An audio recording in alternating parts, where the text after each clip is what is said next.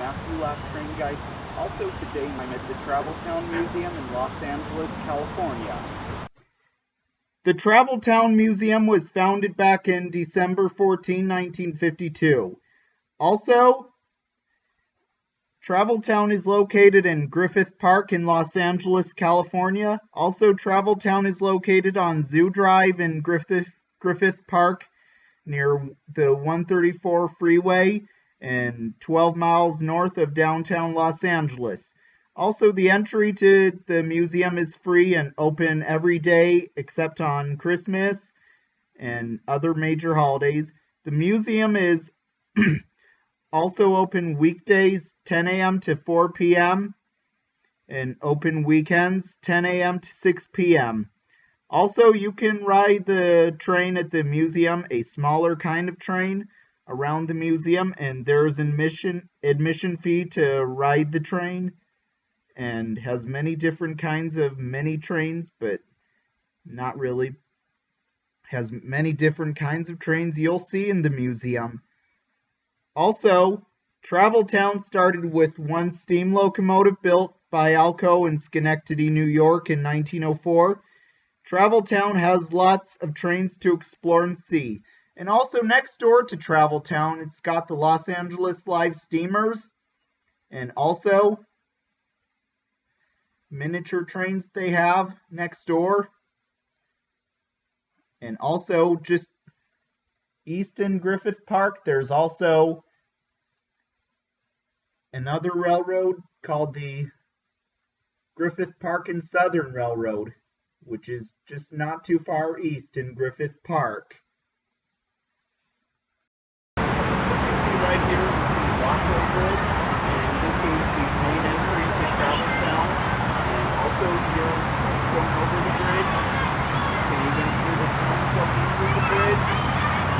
And also, this bridge is a good way to enter Traveltown. And I just like how it is. Right here is the Casey Jones statue. Casey Jones was a great engineer and a work partner of Casey Jones. I wonder how they started. And also, it's in Houston, next to that shed over there, this trolley. Also, this side. Tells you the story of a great engineer named Casey Jones. Also, Casey Jones has been fully trained from Memphis, Tennessee to New Orleans, but he crashed. His locomotive crashed. Right behind me is that Santa Fe 664. Atchison, Topeka, and Santa Fe 664 was built by Baldwin in Philadelphia, Pennsylvania in 1899 and is the 17,187th steam locomotive built by that factory and is a 664 class steam locomotive. Atchison, Topeka, and Santa Fe 664 was originally numbered as 891, then renumbered as 664. Atchison, Topeka, and Santa Fe 664 was an oil burner steam locomotive and was used exclusively for freight trains in Texas, Oklahoma, and surrounding states. Although many of this class were operating on freight lines in California, this particular locomotive's record tells of service on Santa Fe's northern, southern, Panhandle, Plains, and Gulf divisions. The engine's appearance changed very little during its 55-year career, and the locomotive was in active service when the Atchison, Topeka, and Santa Fe donated the loco to Traveltown. Atchison, Topeka, and Santa Fe 664 was used exclusively on freight trains. The engineers, firebox attendants, conductors, and various other personnel on board had to eat during their long hauls across the Santa Fe system. 664 was retired and then put on display at Travel Town in Los Angeles, California. Also, Atchison, Topeka, and Santa Fe 664 is one of 13 surviving Atchison, Topeka, and Santa Fe 280s today, and you can find 664 here at Travel Town in Los Angeles, California. What you see right behind you is California Western number 56. California Western 56 was built by Baldwin Lima Hamilton nearby Eddystone, Pennsylvania in 1955. Also, California Western 56 is an RS-12 type diesel locomotive. California Western 56 was used for the McCloud River Railroad in Northern California and was originally numbered 32 and 33. The locomotives were designed for multiple unit operations and equipped with dynamic braking equipment to assist train handling on this mountainous logging railroad in 1969. Both locomotives were sold to the Chrome Crankshaft Company and subsequently resold in September 1970 to the California Western Railroad in Fort Bragg, California. On the California coast, and renumbering 55 and 56, both saw passenger and freight service on the California Western Railroad. In time, California Western 55 became inoperable and was cannibalized for parts to keep 56 running. By 1992, California Western had been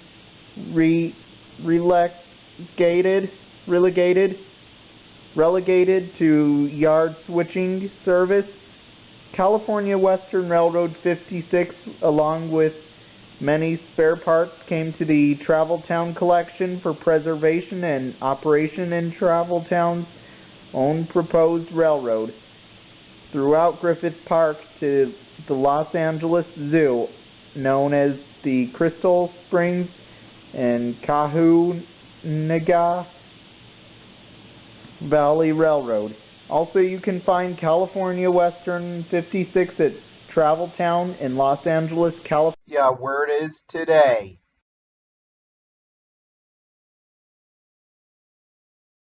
What you see right behind you is United States Army 1887. United States Navy 1887 was built by American Hoist and Derrick Company in St. Paul, Minnesota in 1943. United States Army 1887 was designated Crystal Springs and Cahuenga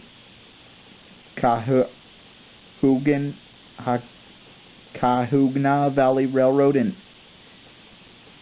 Railroad 1887. This crane represents an important theme of railroad history and technology, getting the job done when major sections of tracks needed to be rebuilt or other trains derailed. United States Army 1887 serves as both an interpretive artifact and an operating tool among several jobs already planned for this crane. United States Army Navy number 1887 was donated to Travel Town in Los Angeles, California in 1999 by the Boeing Corp and can be found at the museum today. Right behind you is the Richfield Oil Company number 670. Richfield Oil Company 670 was built in 1911. Tank cars are a common sight on today's railroads and are constructed to carry a variety of liquid commodities, commodities, commodities. The railroads really supply special use cars like tank cars to freight customers. Unlike boxcars, tankers such as Richfield Oil Company 670 could only carry one specific kind of commodity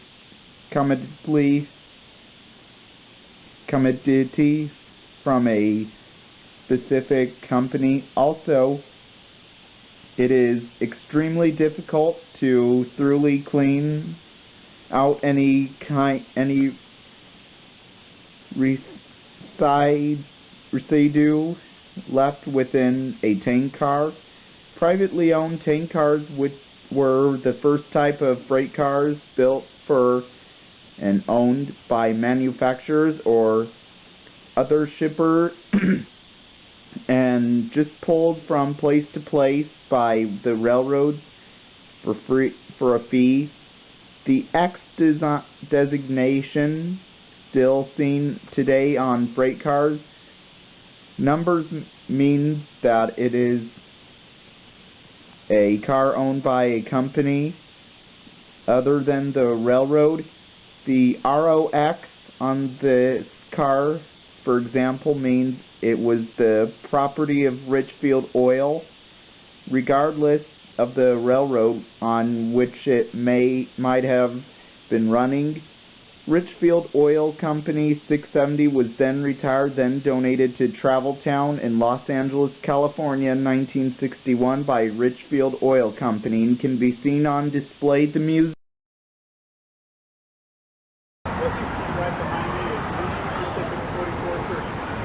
Union Pacific 4439 was built by Baldwin Locomotive Works in 1918 in Philadelphia, Pennsylvania, and is the 48,273rd steam locomotive built by that factory and is an 060 six-wheeler type with steam locomotive.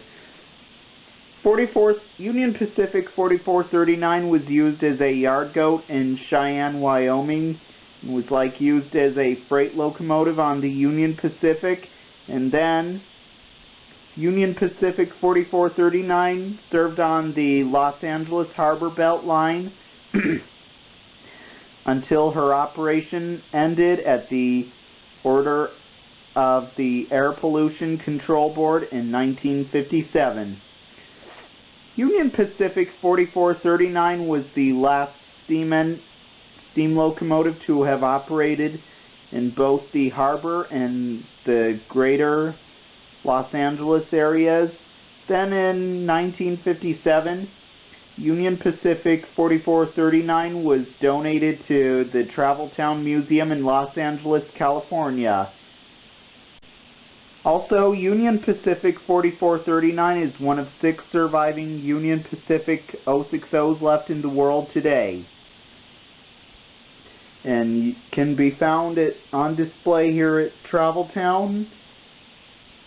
And if you're ever seeing Union Pacific 4439, you can also check out the cab and even sit where the engineer and fireman used to sit.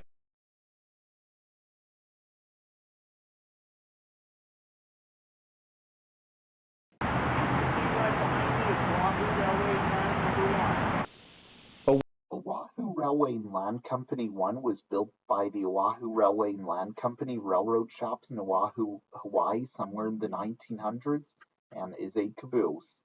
This car spent many years being used on the back end of trains used on the Oahu Railway and Land Company in the state of Hawaii. Thus, it was used as the train crew's office when it saw service being used on the back end of trains as well. Then it was later retired and was donated to the Travel Town Museum in Los Angeles, California in 1953 by the Oahu Railway and Land Company. It was used on excursion rides here at Travel Town. The track paralleled the route along which the Ventura Freeway would be constructed 10 years later, called the Crystal Springs and Southwestern Railway, till operations ceased in 1961. Today, it can be found here at the Traveltown Museum in Los Angeles, California, where it can be seen on display today.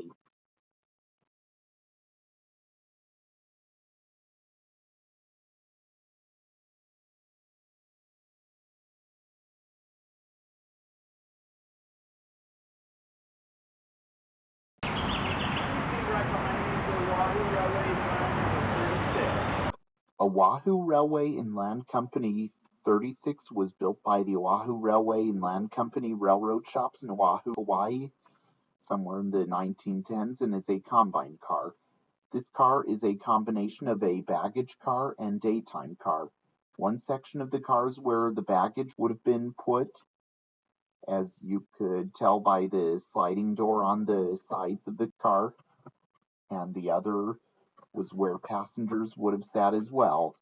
This car spent many years hauling people and baggage and mail on board while it was used in the state of Hawaii. For several years, it was used to haul people along with mail and baggage on the line when traveling by train in Hawaii. The railroads also had to comply with Jim Crow laws in certain states and had created separate but not altogether equal accommodations for people of color traveling their roads while in those states. Combination cars on many lines were known to serve those passengers not allowed to travel in the main cars. Rules against segregation were implemented against those of lower socioeconomic classes. The late 19th century saw the birth of the emigrant car and third-class passenger accommodations. With all this in mind, the combination car might have been a refugee for some and restrained cell for others, depending on the perspective of the individual traveler. Generally, the seating in a combination car was considered second class and was not as nicely furnished as a regular coach on the same train. Because of this, the combination car was often used as a smoking section and thus became the nearly exclusive domain of men, since women rarely smoked in public during the pre-World War II periods in which this car saw service. Then it was later retired and was donated to the Traveltown Museum in Los Angeles, California by the Oahu Railway and Land Company.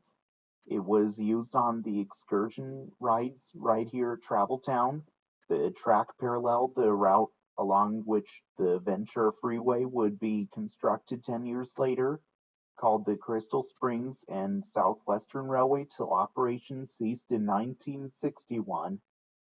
Today, it can be found here at the Traveltown Museum in Los Angeles, California, where it can be seen on display today.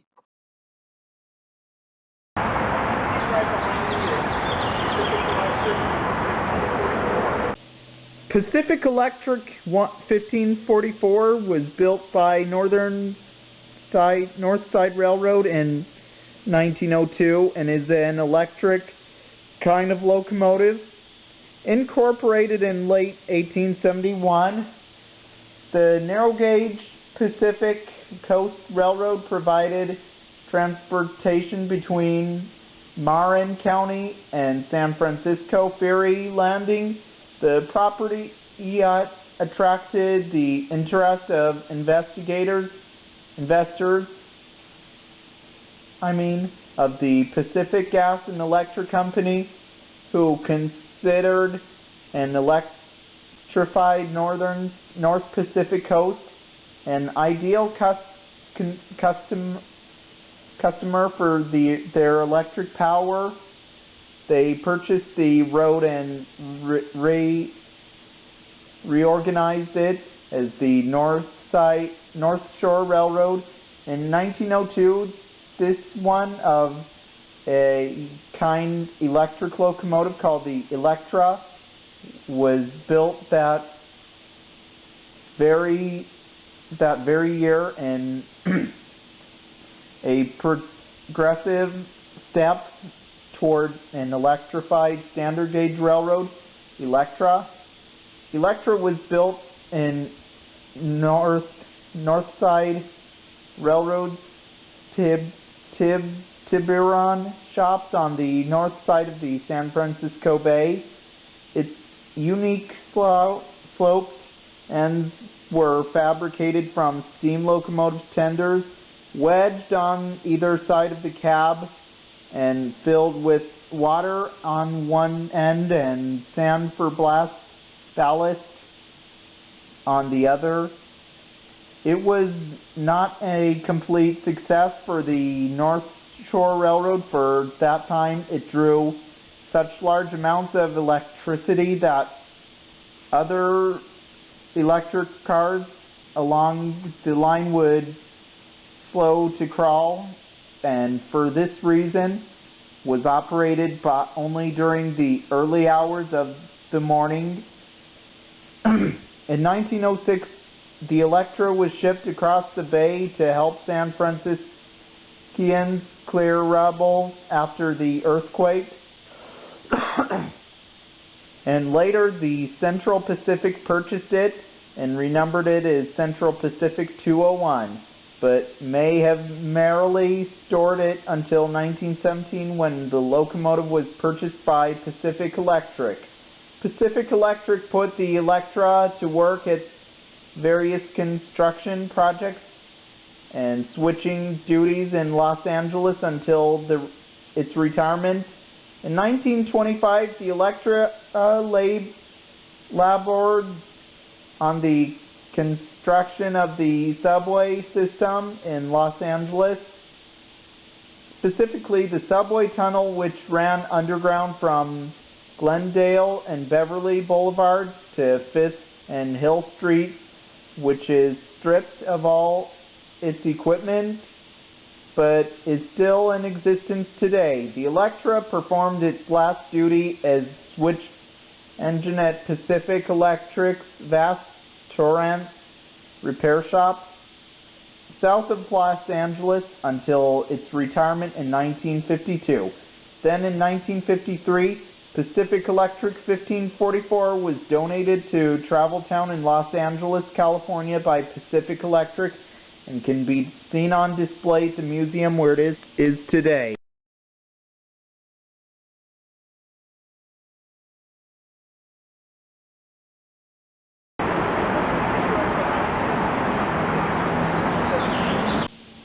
Union Pacific 2117 was built in 1881. Before the turn of the century, some of the most important people working on a train stationed in the caboose were the brakemen, until the invention and widespread application of George Westinghouse's air brake in the later 19th century. Each passenger or freight car had its own brake, which had to be set individually on each car, means by turning a large wheel to stop the train in an emergency.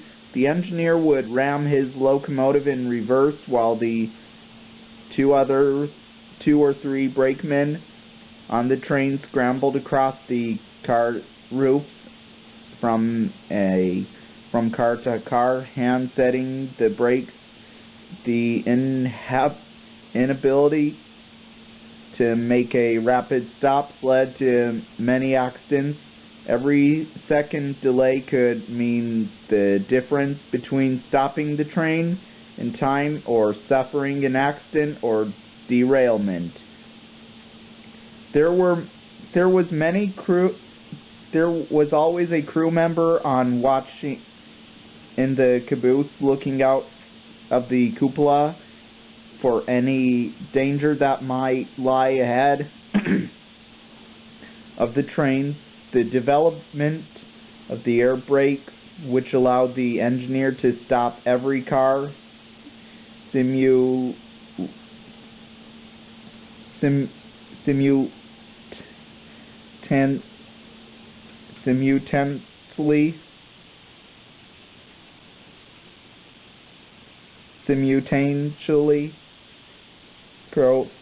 profoundly affected railroad safety.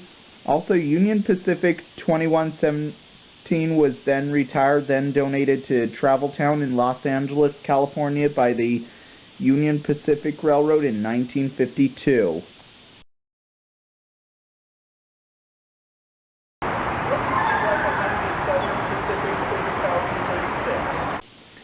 Southern Pacific 30,036 was built somewhere in the 1930s during the boom years when a railroad came into a region. Its availability devastated and eventually bankrupted most of the wagon and ferry boat businesses that had previously carried goods, persons in that area. In the 1920s, railroads themselves began to lose business to new competitors, trucks for freight, cars and buses for people. Asphalt and concrete replaced steel rail, especially what had been short branch lines between small towns. Trucks, automobiles, and business buses were cheaper for companies to operate and offered more convenience to their customers. Long hauls of freight became the most and nearly only profitable market for the railroads. This steel-framed wood-side boxcar and antecedent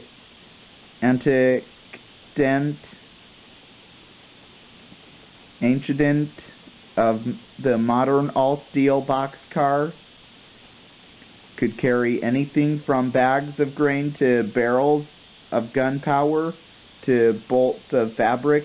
Other types of freight cars include refrigerator cars, stick cars, automobile carriers, flat cars, and piggyback flat cars, which carry truck trailers. Also in 1955, Southern Pacific 30,036 was donated to Traveltown in Los Angeles, California by the Southern Pacific Railroad and can be seen on display.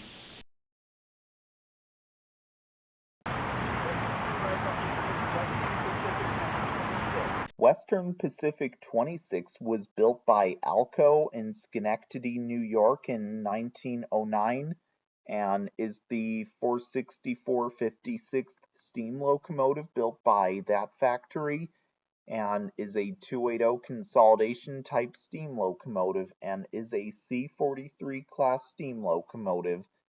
This locomotive spent many years hauling freight trains over the Western Pacific system and likely hauled passenger trains as well. In 1954, it was retired and was donated to the Traveltown Museum in Los Angeles, California by the Western Pacific Railroad, where it is on display today. In the past, people had access to the cab the whole time it was on display. In 2017, the cab has been closed off, likely due to safety issues. Today, it is the only remaining Western Pacific 280 left in the world today and can be found here on display at the Traveltown Museum in Los Angeles, California, where it is today.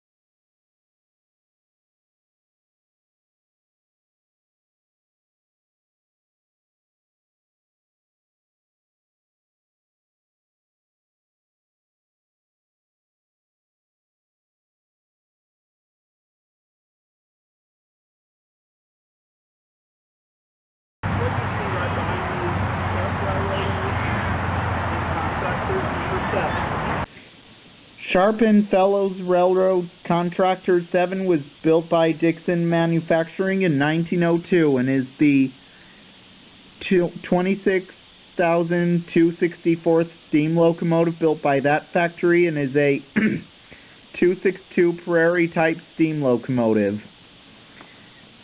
Sharp and Fellows Railroad Contractor 7 was originally built about 1902 with a 260 mogul wheel arrangement for the Minnesota Land and Construction Company. In 1909, it was sold to C.H. Sharp Construction Company, who added a two-wheel trailing truck under the engine cab and then used the locomotive in the building of the Santa Fe Railway System through Kansas, Texas, Oklahoma, New Mexico, Arizona, and California. During the First World War, Sharp and Fellows Railroad Contractor 7 served at Camp Kearny, San Diego, and served during World War II at an assortment of ordnance depots, including Defense Ordnance at Fort Wingate, New Mexico, and Navajo Ordnance Plant at Flagstaff, Arizona. Also, Sharp and Fellows Railroad Contractor 7 was retired, then donated to Travel Town in 1954 by Sharp and Fellows Railroad Contractors Company, and can be seen on display in the museum.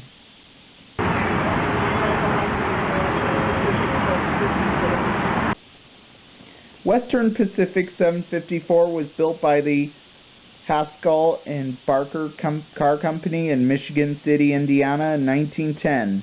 Also, Western Pacific 754 was used on the Western Pacific Railroad behind freight trains mostly. On passenger trains, the porters, bartenders, cooks, waiters, stewards, and other car crew members often shared tiny compartments in the ends of the passenger cars as they traveled on long runs. On freight trains, crew members congregated in the caboose when not working on the train.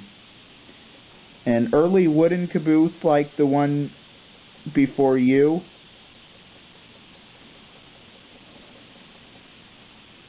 would not be heated by wood or coal stove, and would offer the only heat and a crew member would not find on freight train except in the locomotive's cab itself. On a cold winter's night,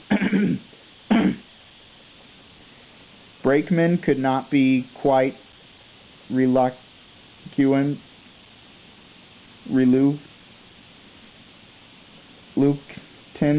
to leave the warmth of the caboose to run out and apply the handbrakes or inspect the train during a stop at a station. The caboose was headquartered for the conductor. As boss on the rails, the conductor supervised all the train crew, including the engineer. The conductor furthermore gave work assignments on the train and could not order the engineer to speed up or slow down, make an unscheduled stop, or any other command. He was therefore responsible for everything that happened on a train, good or bad. The caboose, his center of operation on freight trains, was usually furnished with a table or desk, a bunk, restroom, sink, and stove for heat. Tools for use on the train were stored in the caboose. His cupboards and boxes slung on the outside of the caboose between the wheels. Lanterns hanging from the rear of the caboose served as warnings to other trains approaching from behind, much of the same way as an automobile's taillight do today.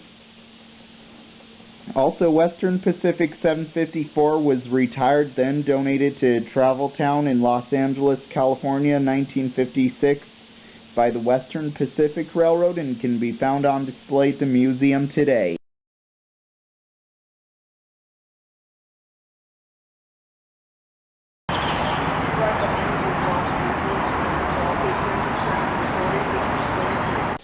Los Angeles Metropolitan Transit Authority 1543 was built by American Car and Foundry in St. Charles, Missouri in 1911. Los Angeles Metropolitan Transit Authority 1543 was originally Trailer 436, rebuilt in 1938 as a passenger car 379. When the electric service ended on that line in 1941, the cars were saved from scrapping by United States Maritime Commission. The blimp, as it was nicknamed, operated during the Second World War as one of the Calship specials, hauling welders and yard workers during the California Shipbuilding Corporation yard on Terminal Island, Long Beach. At the end of World War in 1945, Pacific Electric brought the former Southern Pacific motor cars. Metropolitan Coach Lines purchased the Pacific Electric passenger lines in 1953. The Los Angeles Metropolitan Transit Authority took over MLC in 1958. This former Big Red car was, as the Pacific Electric Interurbans were known, was the only motor car painted Los Angeles Metropolitan Transit Authority green, and is the last remaining document of the Metropolitan Transit Authority short region. Also, Los Angeles Metropolitan Transit Authority 1543 came to be part of the Traveltown Museum in Los Angeles, California, and purchased from the scrapyard in 1961.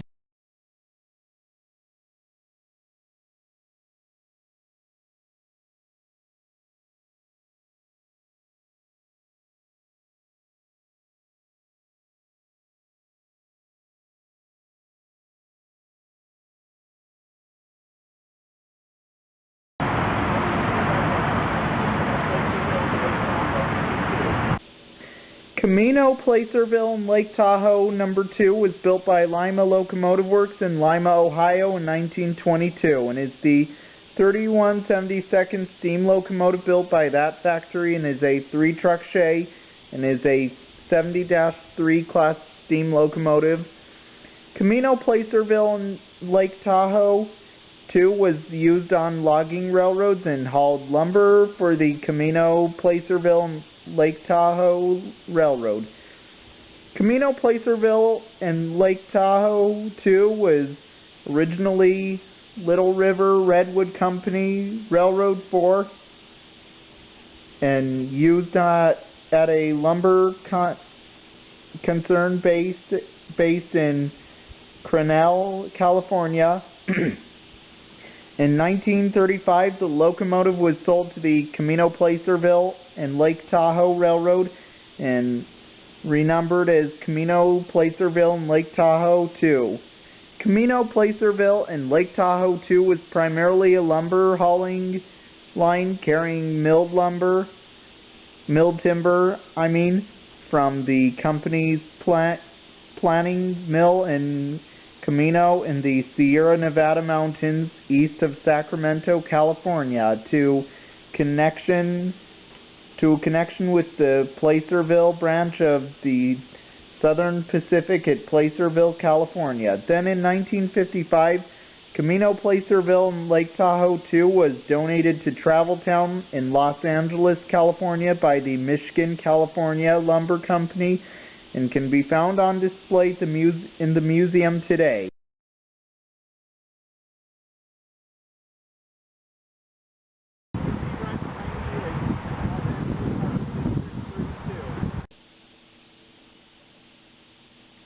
Los Angeles Harbor District 32 was built by Rogers Locomotive and Machine Works in Paterson, New Jersey in 1913 and is the 53,115th steam locomotive built by that factory and is an 040 tank four-wheeler switcher type steam locomotive.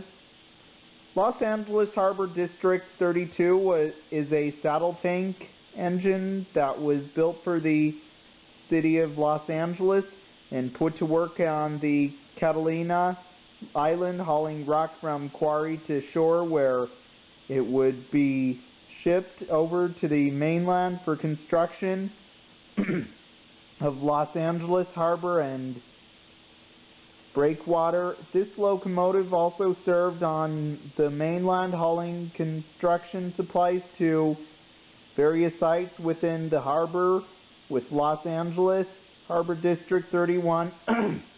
Los Angeles Harbor District 32 was destined for the scrapyard when Travel Town's founder Charlie Atkins discovered them and suggested they be donated for display at Travel Town in 1952, where it is today.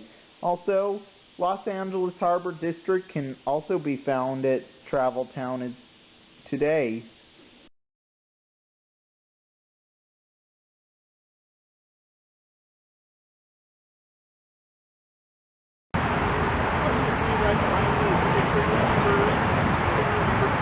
Pickering Lumber Company 2 was built by Heisler Locomotive Works in Erie, Pennsylvania in 1918 and is the 1396 steam locomotive built by that factory and is a 3-truck Heisler steam locomotive and is a 75-ton class steam locomotive. Pickering Lumber Company 2 was originally used for the Hetchy Railroad and was used to transport construction materials for a dam that would supply water via an aqueduct to San Francisco. It may have worked tender to tender on the Hetchy with the Santa Maria Valley 1000, which is also on display at the museum. Also, Pickering Lumber Company was used for hauling logs, timber, and forests for the Pickering Lumber Company. Then Pickering Lumber Company 2 was retired and then was donated to Travel Town in 1957 by the Pickering Lumber Company and can be seen on display.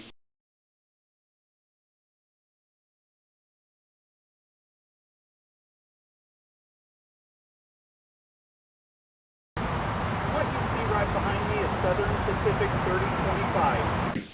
Southern Pacific 3025 was built by Alco in Schenectady, New York in 1904 and is the 30,005th steam locomotive built by that factory and is an A3 class steam locomotive and is a 442 Atlantic type steam locomotive. Southern Pacific 3025 was built to run at high speed. Southern Pacific 3025 was like a fast passenger locomotive and has gone like 100 miles per hour, and Southern Pacific 3025 may have occasionally pulled name trains along the California coast. The Daylight or its sister train, the Starlight, and most definitely the Lark. The coast route, Southern Pacific standard gauge route from San Francisco to LA, Los Angeles, hugging California's rugged coastline, swinging above the surf along the edges of steep cliffs. Certainly was one of the most scenically spectacular routes by which to travel in California throughout the 20th century. The coast route was traveled by kings, presidents, millionaires, and movie stars, and included such dignitaries as President Theodore Roosevelt and Woodrow Wilson and Queen Marie Romania. Also, Southern Pacific 3025 was nearly scrapped and then escaped the torch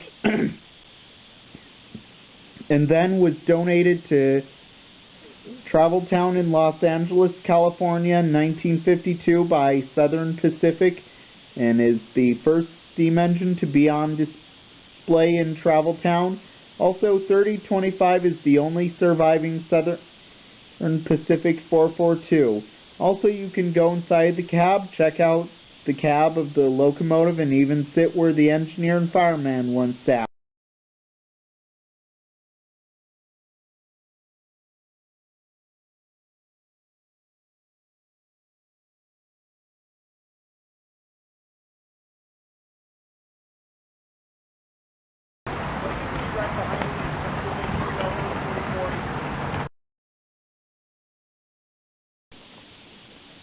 Pennsylvania Railroad 4418 was built by the Pennsylvania Railroad in 1925. Pennsylvania Railroad 4418 is a dining car that was used on the Pennsylvania Railroad during. Dining cars were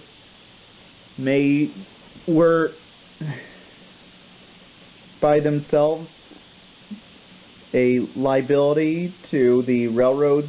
They were the heaviest and most expensive passenger cars to maintain the expected standards of quality and service, menu, and comfort. The railroads often incurred applying losses. First-class passengers expected fine dining cars, and the railroads were obligated to provide them with the finest of service. Before dining cars, passengers on long trips either brought them along their own food and dined at the train station restaurants. The food at these stops was really of good quality or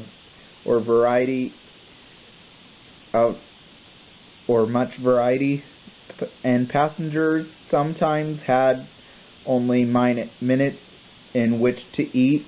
In the 1870s, dining cars were developed first for wealthy passengers.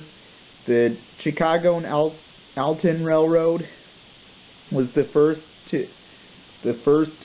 to adopt the dining cars for regular passenger service. In order to complete, other Chicago railroads did likewise. Eventually, dining cars became a competitive necessity on all railroads, no matter how an expense was incurred through their manufacturer. And opened the Pullman Car Company, built the first dining car, naming it the Delmonico after the world-famous restaurant in New York City. The Delmonico, featuring 2 dining rooms with a kitchen between the 2 rooms. By the early 1800s, the design configuration of the dining car had changed, putting the kitchen at one end of the car and the dining room, seating 36 people at the other end. A dining car required a staff of at least 7 and sometimes as many as 16 cooks, busboys, and waiters. Tables were set with fine linen, silver, and china, all made especially for a railroad and emblazoned with its logo. The cars themselves were generally captured, occasionally furnished with fine draperies and light fixtures. Menus might offer as many as 80 different dishes featuring fresh meat, fish, poultry, baked goods, fruit, fruits and vegetables. Dining cars eventually gave way almost together to economical buffet and snack cars, which were much less entree and had limited menus and services. This specific diner was built by the Pennsylvania Railroad for the Crack Fast Train, the Broadway Limited, and later in its career ran on the Spirit of St. Louis. Also, Pennsylvania Railroad 4418 was then retired, then donated to Traveltown by the Pennsylvania Railroad in 1958.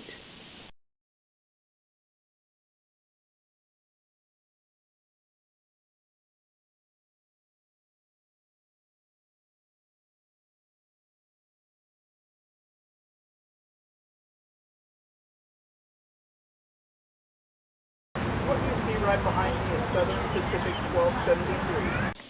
Southern Pacific 1273 was built by Southern Pacific Sacramento Shops in Sacramento, California, 1921, and is the 1861st steam locomotive built by that factory, and is an S12 class steam locomotive, and is an 060 six-wheeler type steam locomotive. Southern Pacific 1273 was used primarily as a switch engine in the yards. Southern Pacific 1273 nevertheless logged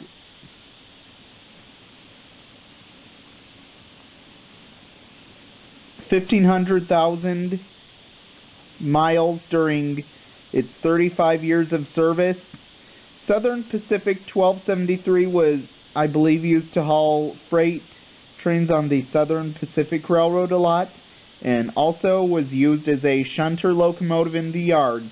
Southern Pacific 1273 was then retired and then donated to Traveltown in Los Angeles, California by the Southern Pacific Railroad in 1957. Also, Southern Pacific 1273 is one of 15 surviving Southern Pacific 060s in the world today, and this one can be found here at the Traveltown Museum in Los Angeles, California. Yeah, where it is today.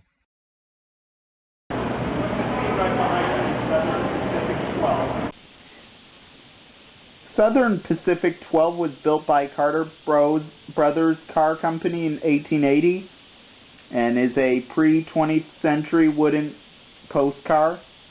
Southern Pacific 12 was put to a variety of uses by its owners: caboose, baggage car, railway postal car, and mostly notability, a baggage mail combination.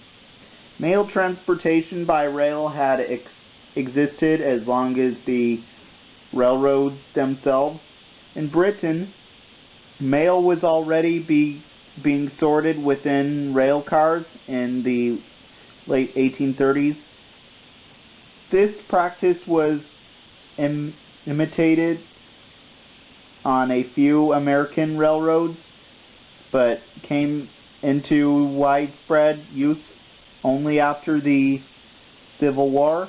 Perhaps no more efficient mail system could have existed than that of the railway postal system. Both local and long-distance trains included a car equipment with pigeonholes, sorting bags and tables, cancellation stamps, and one or more frenzies, clerks trying to sort a bag of mail picked up at one station before arriving at the next station. Each would be only 10 or 20 minutes down the road. Early in their history, these railway post office cars shared space with express baggage service. Later, as the system grew, more elaborate entire 60 or 80 feet of space, railway post foot, railway entire 60 or 80 foot railway post office cars were specially built for that purpose and resembled small versions of a post office. As with other aspects of railroading, railway post office cars and their clerks have a lore all their own. The metal arms which swung out from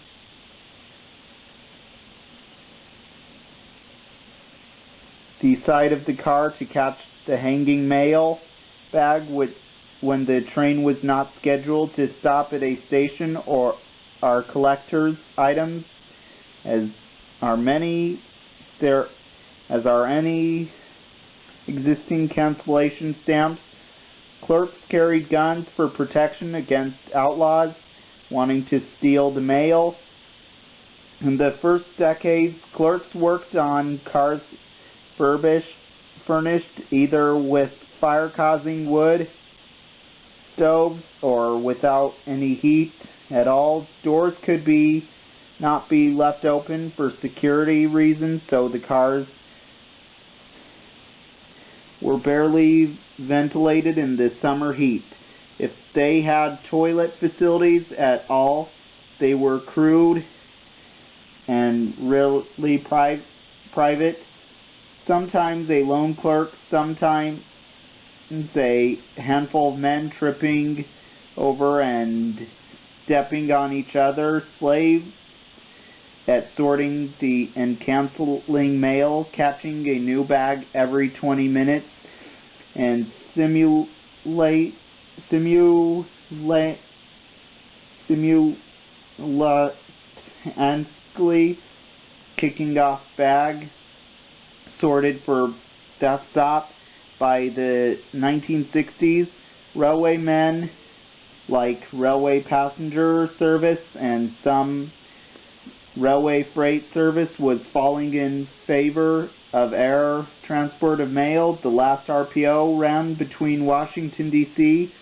and New York in June 30, 1977.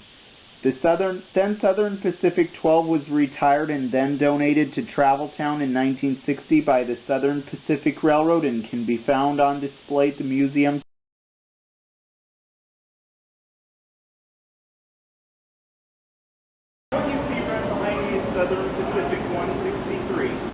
Southern Pacific 163 was probably built by the Virginian Truckee Shops in Virginia City, Nevada in 1890. At one time, Southern Pacific owned several hundred miles of narrow gauge railroad. One such line was Carson and Colorado Railroad, incorporated in 1880. Southern Pacific acquired Carson and Colorado's rolling stock in 1900 and in 1905. The railroad was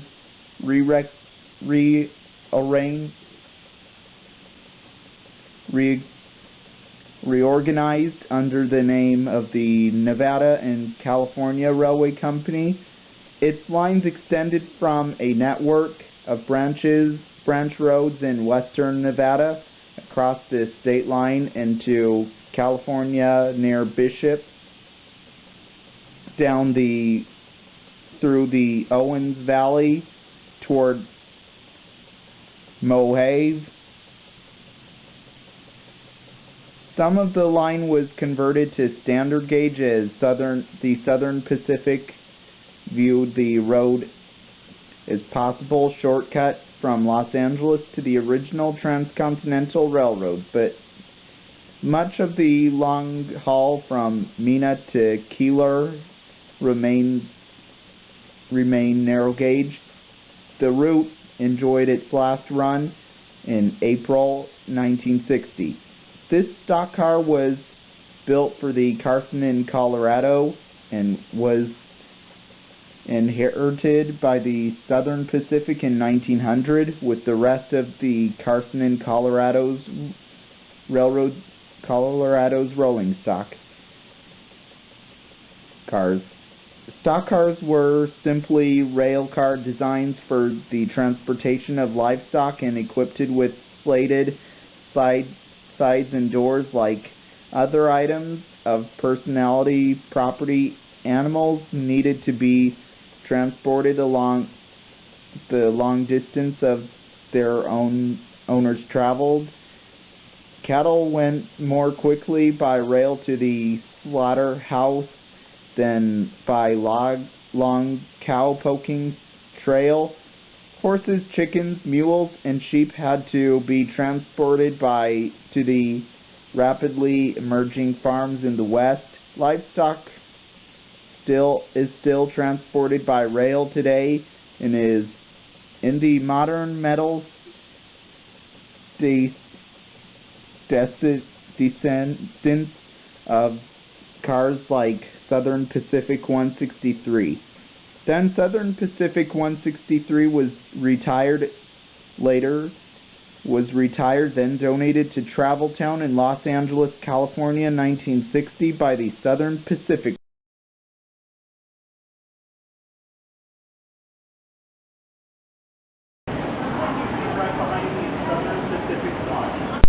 Southern Pacific One was built in 1890.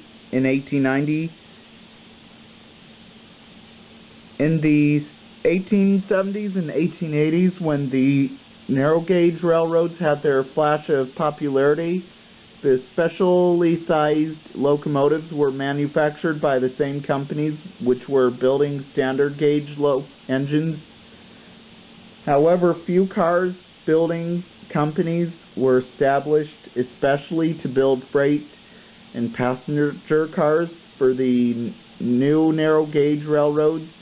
One such company was Carter Brothers in Newark, California. On the east side of the San Francisco Bay, although not a major manufacturer company compared to the established standard gauge passenger car builders, Carter Brothers nonetheless was the principal builder of the narrow gauge in the western United States, and additionally supplied rolling stock to Mexico and Central America. At the same time as Carter Brothers was manufacturing passenger cars, there were several narrow gauge railroads that built their own cars by imitating the Carter Brothers design. This specific car ran on slim rails through the desert sands of California and Nevada between Mena and Keeler during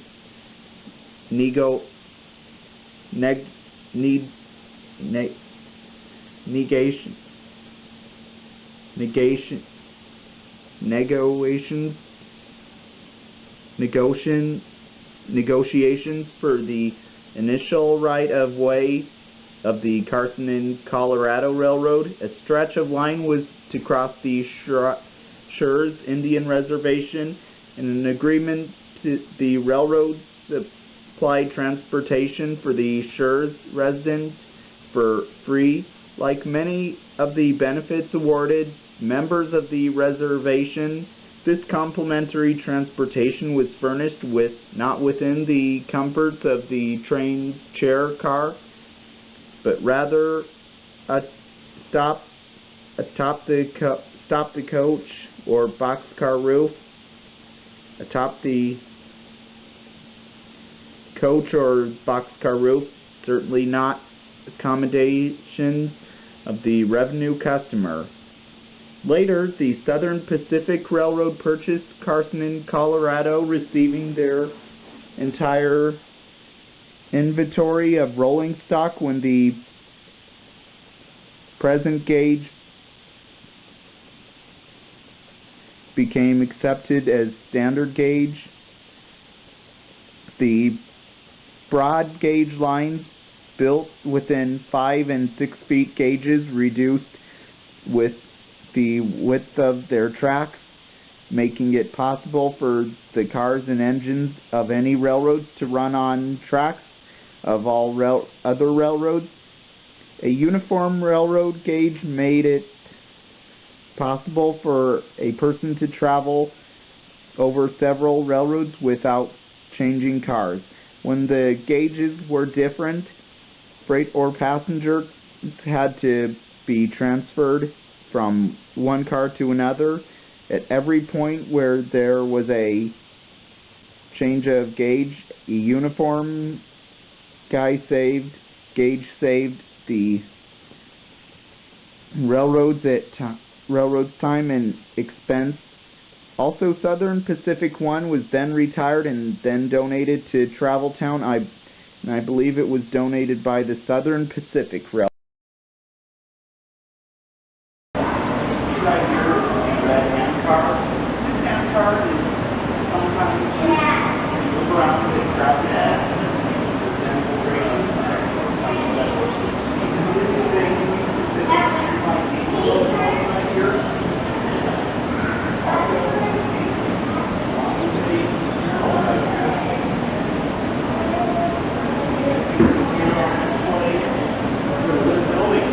Okay, so we're in the Hollywood on Track Gallery, and this may be the new one, so let me show you around.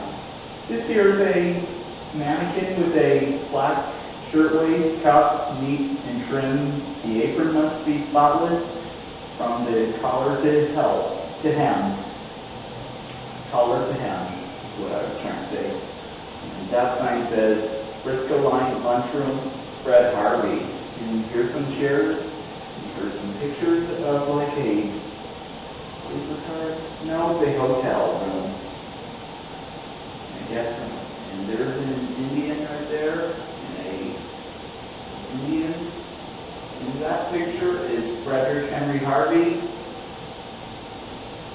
And what we have here is some dishes, some old forks, old plates, and teacups, and a gravy thing.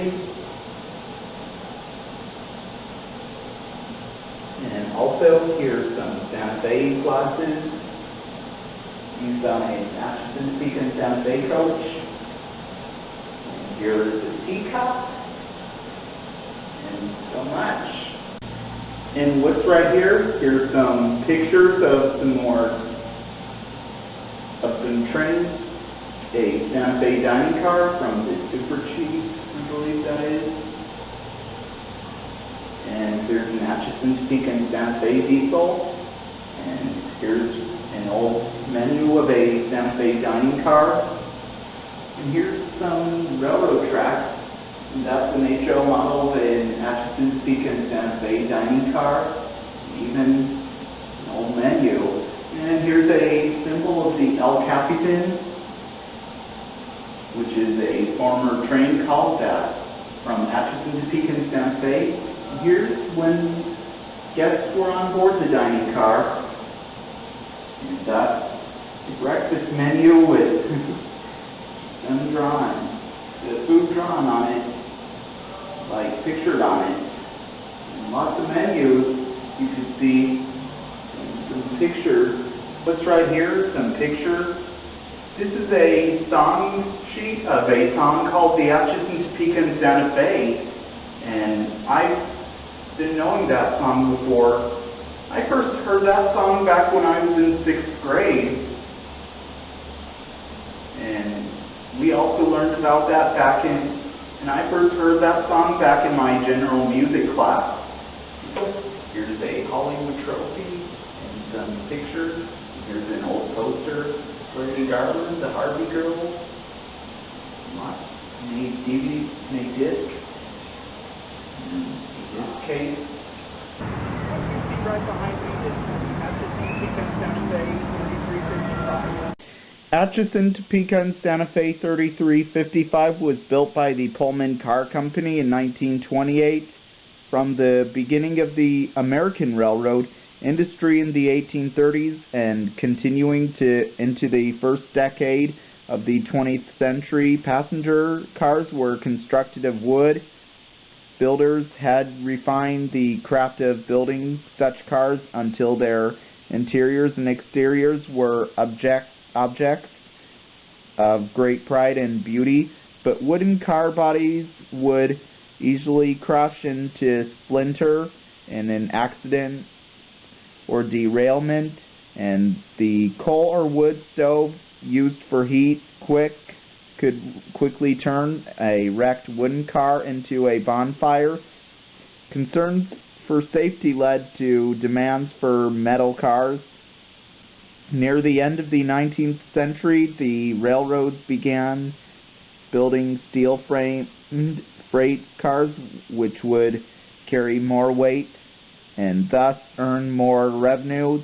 Those same railroads saw little economy in building steel or framed passenger cars. Such modification would result into heavier cars and therefore more work for the locomotive. In the first years of the 20th century, railroad companies finally gave into the demands of safety. Steel had also become cheaper. Major railroads and car builders such as Pullman assigned engineers to designers to task of fabrication a workable, safe steel passenger car for the next 20 years. The railroad industry settled on a design called the heavyweight. Typically, passenger cars in this period weighed about 80 tons and were built as a substantial underframe of steel girders, which accounted for about 20% of their weight. Walls were a sandwich of sheet metal with heavy insulation filling because their great gaps for windows offered little structural support. Steel beams were used. The floors were generally a thin layer of concrete spread on a wooden subfloor built over the steel girders.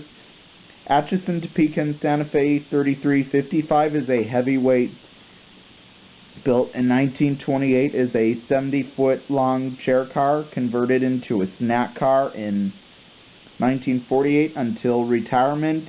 Transported passengers between Los Angeles and San Diego.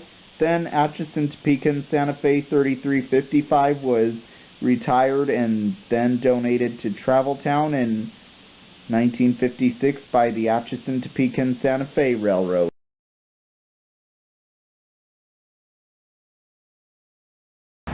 What you see right behind me is Southern Pacific 2513. Southern Pacific 2513 was built by Pullman in 1910.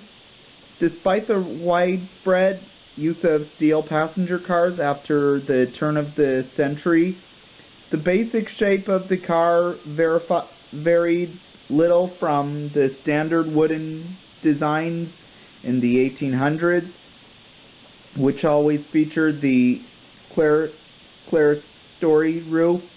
The clerestory is the broad hump along the center of the roof,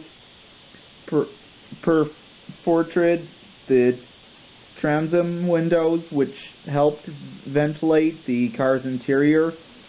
Long after the cars were sealed, after heating, air, and conditioning, most passenger cars were still manufactured with the old-fashioned clerestory roof, even though it is no longer served any practical purpose in climate control. Southern Pacific 2513 is one of the first all-sealed chair cars which abandoned the clerestory design, cars with this effective barrel valve shape were called Harriman cars, named after the railroad mogul. And once owner of the Southern Pacific Railroad, Edward Harriman, the spacious rounded ceiling was a refreshing expectation to clerestory design. The interior of the steel cars, however, did differ from their wooden predecessors in one way. They were more austere. The inside walls of the car were sheets of steel riveted into steel frames and were usually painted with smooth layer of plain pale green.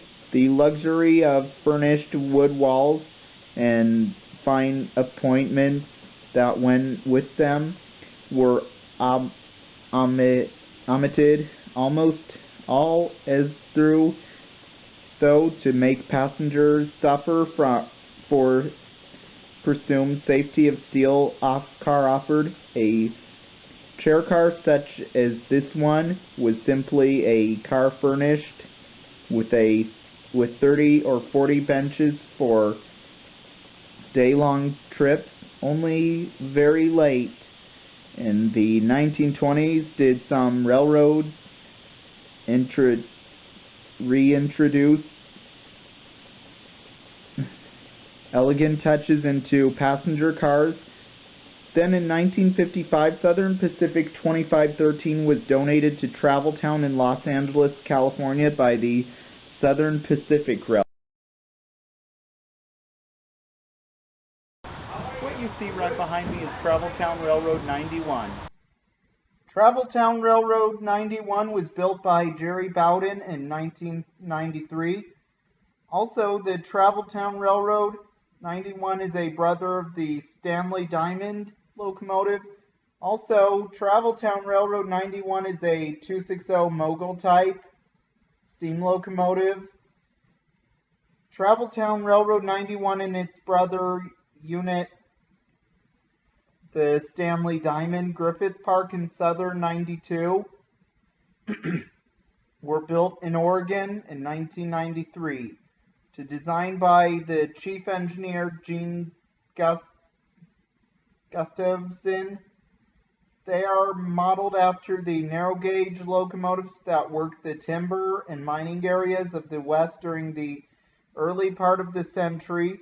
Traveltown Railroad 91 is also named Courage.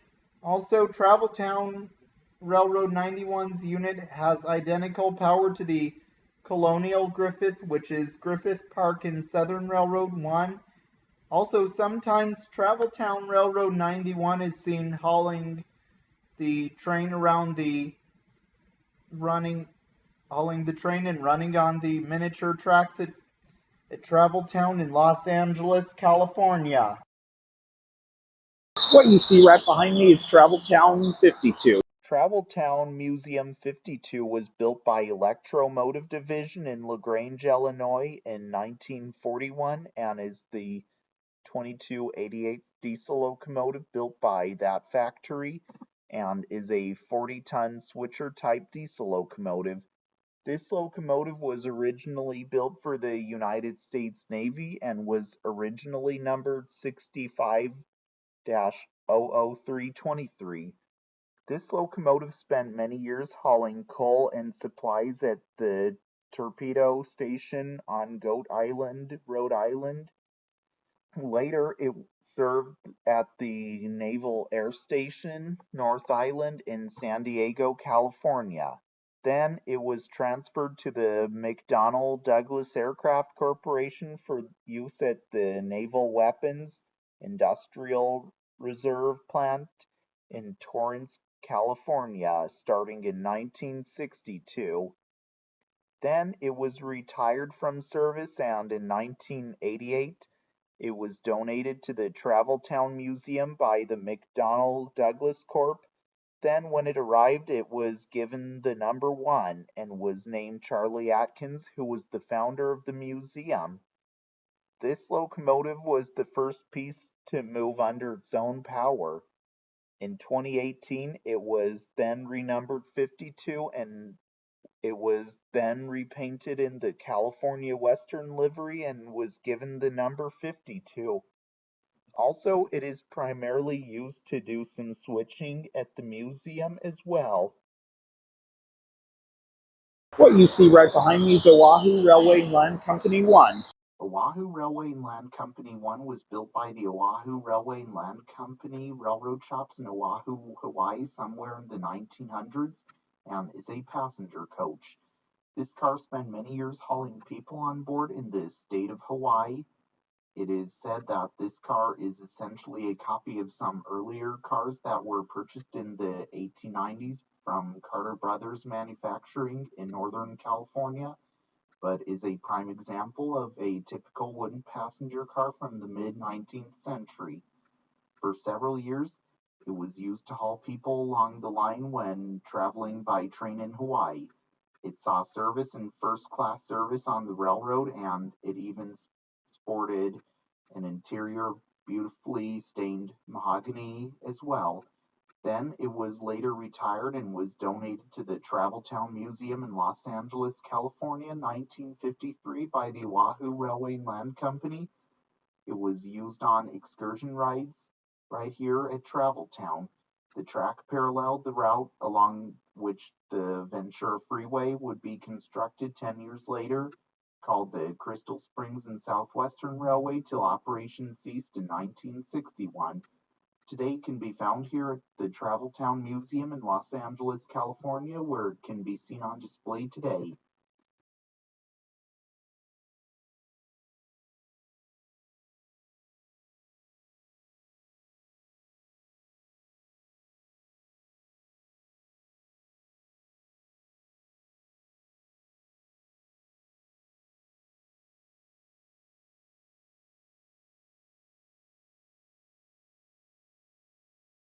What you see right behind me is Stockton and Terminal Eastern 1. Stockton Terminal and Eastern 1 was built by J.A. Norris Lancaster in Lancaster, Pennsylvania in 1864 and is the 12th steam locomotive built by that factory and is a 440 American-type steam locomotive. Also, the locomotive is named Mariposa. Originally, it was built for the Western Pacific Railroad and was lettered G and was named Mariposa. It also helped to build a line from San Jose, California to San Francisco, California to connect with the Central Pacific Railroad, which was building east over the Sierras toward Nevada and Utah. The locomotive spent many years hauling trains during its service life. After constructing only 20 miles of track out of San Jose, the Western Pacific ran into financial troubles and construction came to a halt. Through a complicated legal transaction, the Big Four owners of the Central Pacific were able to acquire the Western Pacific's assets, and construction resumed, and the locomotive joined the Central Pacific's locomotive roster in 1868. In 1869, it became the second Central Pacific 31, which replaced the first one that has blown up in Elko, Nevada earlier that year.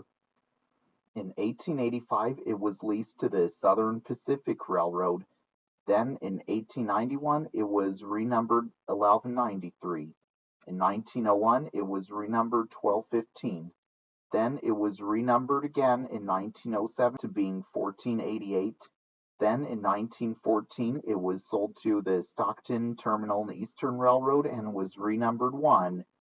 In 1953 it was then donated to the Traveltown Museum in Los Angeles, California by the Stockton Terminal and Eastern Railroad, where it is today. In 2019 it was moved to the restoration section of the pavilion and it was then repainted to how it looked originally. Today, it is preserved here at the Traveltown Museum in Los Angeles, California, where it is on display today. Also, it is the oldest piece in the museum's collection as well. What you see right behind me is Los Angeles Harbor District 31. Los Angeles Harbor District 31 was built by the Davenport Locomotive Works in Davenport, Iowa in 1921 and is the 1868 steam locomotive built by that factory and is an 040T tank engine four-wheeler type steam locomotive. It was built new for the Los Angeles Harbor District, where it worked at the Catalina Island, hauling rock from the quarry to shore. where it would be shipped over to the mainland for construction of the Los Angeles harbor and breakwater, and it served on the mainland, hauling construction supplies to various sites within the harbor. Then it was retired and was sold to a scrapyard. It stayed there until the year 1952 when Charlie Atkins, the founder of the Traveltown Museum, rescued the locomotive and suggested that it would be donated to be displayed at the Traveltown Museum as well.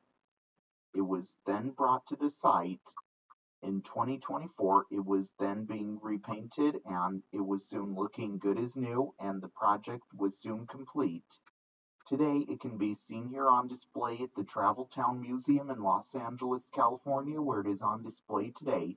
By the way, when I did a video on this locomotive back in 2016, I just mistaken this engine as 32, but now I know which one it actually is. What you see right behind me, Santa Maria Valley 1000. Santa Maria Valley 1000 was built by Alco in Schenectady, New York in 1920 and is the 615/35th steam locomotive built by that factory and is a 2A2 Mikado type steam locomotive. Originally, the locomotive was built for the Hetch Hetchy Railroad in the city of San Francisco, California, and was originally numbered 4. It spent many years hauling freight cars during its career many years ago. In 1922, it was involved in a wreck. In 1924, it was sold to the Newaukum Valley Railroad in Onalaska, Washington, and was renumbered 1000.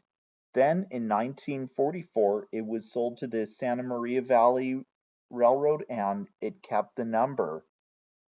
Then, in 1954, it was retired and the Santa Maria Valley Railroad donated it to the city of Los Angeles, California, and it was then put on display at Traveltown Museum in Los Angeles, California, where it is today.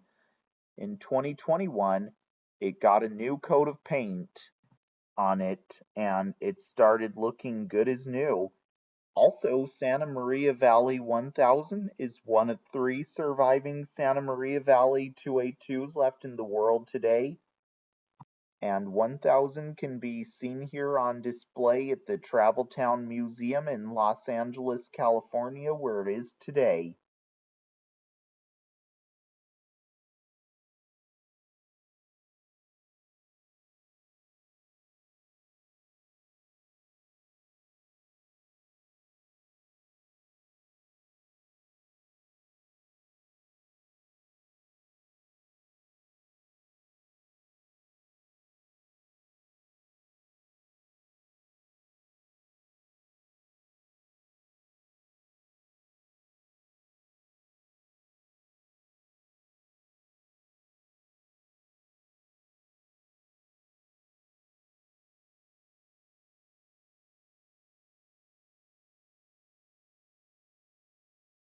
What you see right behind me is Conrock 1. Conrock 1 was built by Cook Locomotive and Machine Works in Paterson, New Jersey in 1925 and is the 661/68 steam locomotive built by that factory and is an 060T tank engine 6-wheeler type steam locomotive. For many years, the locomotive was used to switch cars and even was used to haul cars loaded with rocks. Originally, it was used by the Reliance Rock Company in Azusa, California, and it always carried this number. Then the company was consolidated to the Consolidated Rock Products Company, and the locomotive kept the number. Then, in 1958, it was retired and it was then donated to the Traveltown Museum in Los Angeles, California, where it is seen on display today.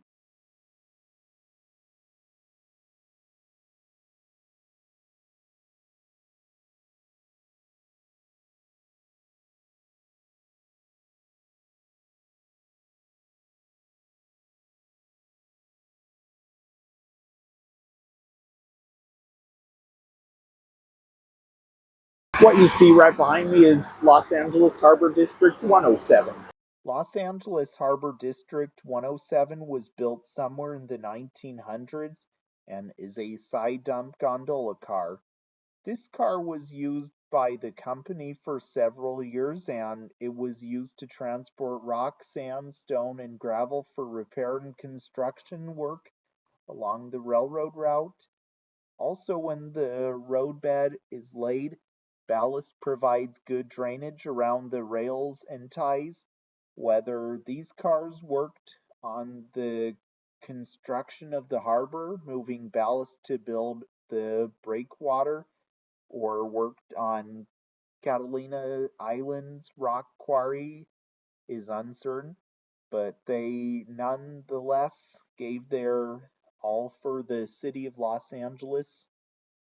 Then it was later retired from service. In 1952, it was donated to the Traveltown Museum in Los Angeles, California by the City of Los Angeles Harbor Department, where it is seen today.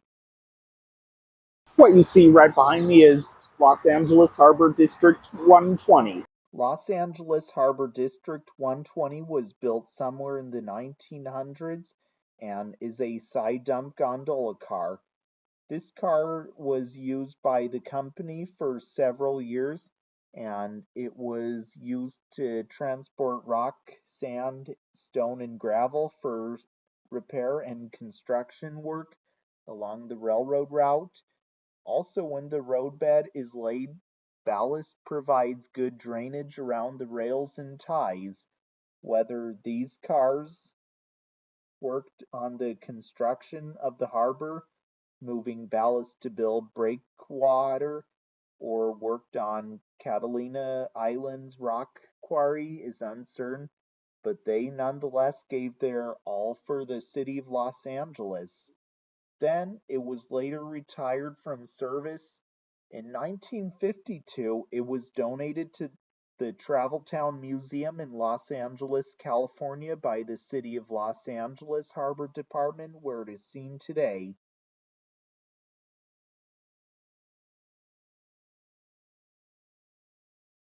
What you see right behind me is Union Pacific LA 701.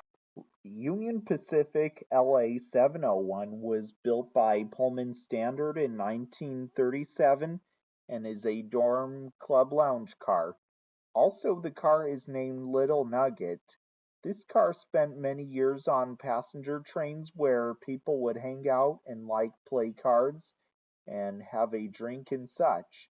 It also saw service on the City of Los Angeles passenger train for many years. It would then see joint pool service with the Union Pacific, Southern Pacific, and Chicago Northwestern passenger trains till it ended in 1948. In 1956, it was then renumbered 6106 and continued service with the name train. Then that year, it was retired and it was donated to the Traveltown Museum in Los Angeles, California. It was renumbered to its original number. Today, it can be found here on display at the Traveltown Museum in Los Angeles, California, where it is today.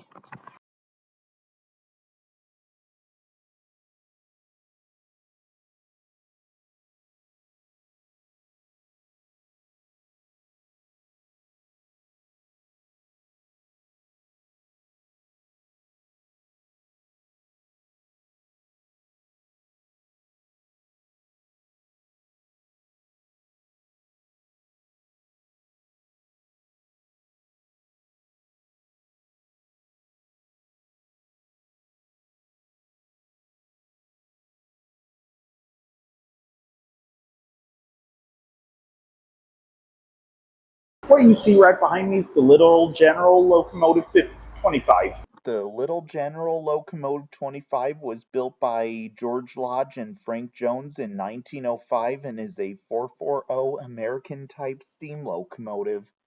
It was built to run on a 15-inch gauge railroad.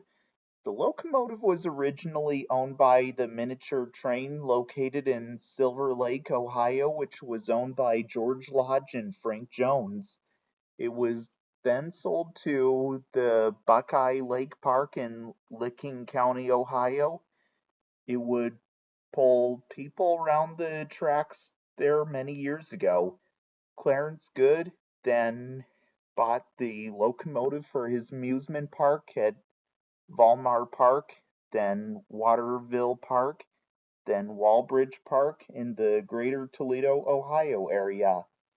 It was used at Riverside Park until the 1930s, and it was put into storage. Then Wesley Shumway bought it in 1942 and operated it on the 1.5-mile track at Meadowbrook Park in Bascom, Ohio. It operated there till 1947, and once again, it was put in storage for 10 years. Then from 1960 till 1962, it underwent a number of cosmetic alterations and was given a new boiler by machinist Lee B. Cake, who realized the potential public interest. It was refashioned to mimic the Civil War locomotive, the General. Ghost Town Amusement Park near Findlay, Ohio bought it in 1967. It was used during the 1968 season, but was eventually sold to two speculators who sold it in 1969 to Marshall Fisher, who was a steam hobbyist that lived in Beverly Hills, California. After his passing, his widow found a permanent home for it. It was then moved to the Traveltown Museum in Los Angeles, California, and was put on a wooden platform constructed with hardware wheels. Today, it is on display in the exhibit building at the museum where it is seen today.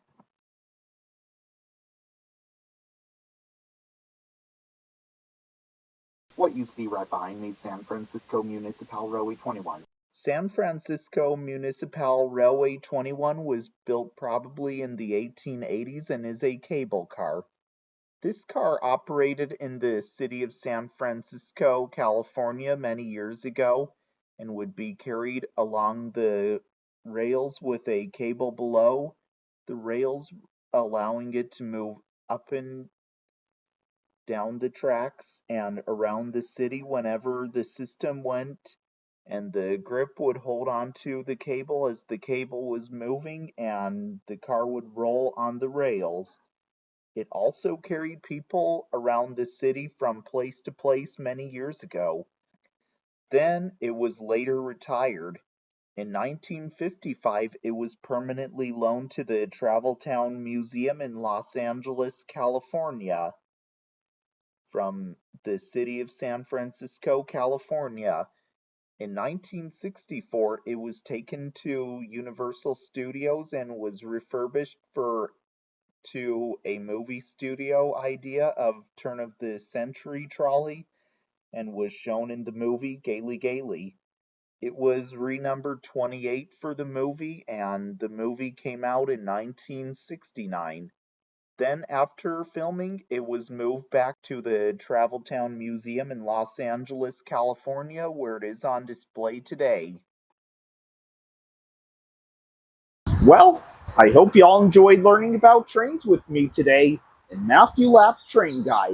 Also, I hope to see you all again real soon. And if you didn't subscribe to the channel yet, the subscribe button is just down below the video screen. And if you didn't give the Facebook page a like yet, here's where you'll want to go. And if you didn't give the Instagram page a follow yet, here's where you'll want to go as well. Also, be sure to get your merch at teesprings.com. The link is in the description box below, along with the Facebook and Instagram pages. And as always, remember to subscribe to the Train Guy. So this is Matthew Lap, host of Matthew Lap Train Guy, signing out. Until next time, all aboard!